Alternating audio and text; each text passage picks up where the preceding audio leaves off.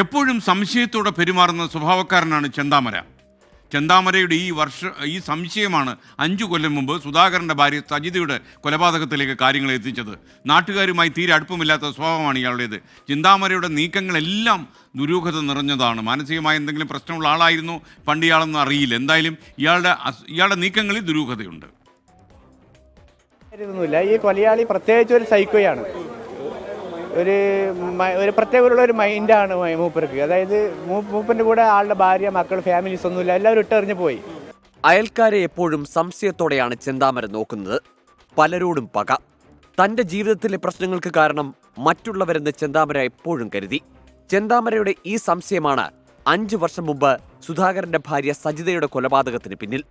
ചെന്താമരയുടെ ഭാര്യയും കുട്ടികളും ഇയാളുടെ സ്വഭാവത്തിൽ സഹികെട്ട് പിരിഞ്ഞായിരുന്നു താമസം. ഇതിനു കാരണം സജിത എന്നായിരുന്നു ചെന്താമരയുടെ സംശയം. ആ സമയം സുധാകരന് തിരുപ്പൂരിലായിരുന്നു ജോലി. സുധാകരന്റെയും സജിതയുടെയും മക്കൾ സ്കൂളിലും. ഈ സമയം നോക്കിയായിരുന്നു സജിതയെ ചെന്താമര വെട്ടിക്കൊലപ്പെടുത്തിയത്.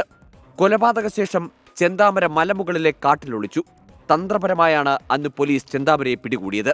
ചെന്താമരയുടെ പക എന്നിട്ടും അടങ്ങിയില്ല. ജാമ്യത്തിലിറങ്ങിയ പ്രതി ആയുധങ്ങൾക്ക് മൂർച്ച കൂട്ടി.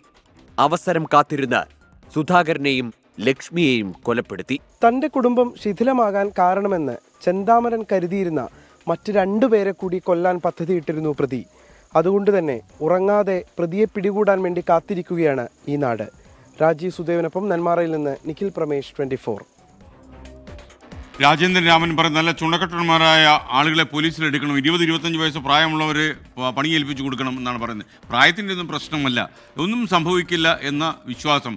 അതല്ലെങ്കിൽ ഇതൊക്കെ ചെയ്താൽ മതി സർക്കാർ ജോലിയിൽ എന്നുള്ള ഒരു ധാരണ. ഇതൊക്കെയാണ് ഈ നെന്മാറ പോലീസ് സ്റ്റേഷനിലെ SHOയ്ക്കും മറ്റുള്ളവർക്കും പറ്റിയതെന്നാണ് ഞാൻ മനസ്സിലാക്കുന്നത്. മാത്രമല്ല, ഇയാൾക്ക് ജാമ്യം എടുത്തു കൊടുത്ത 1-2 ആൾക്കാരുണ്ടാവില്ല. അവരുടെ കാര്യങ്ങൾ കൂടി പോലീസ് അന്വേഷിക്കണം. നമ്മുടെ എൻകൗണ്ടറിൽ ജോർജ് ജോസഫ് പറഞ്ഞതുപോലെ ഇവരുടെ കാര്യം കൂടി അന്വേഷിക്കണം. കാരണം ഇത്രയും നമുക്ക് സൈക്കോ ആണെന്ന് തെറ്റിദ്ധരിക്കാവുന്നതോ അല്ലെങ്കിൽ ധരിക്കാവുന്നതായ ഒരാളിന് ജാമ്യ വ്യവസ്ഥ ലംഘിക്കാതിരിക്കാൻ ജാമ്യക്കാരനായി നിന്ന 2 പേരുണ്ട്. അവരെ കൂടി കണ്ടെത്തേണ്ടതുണ്ട്.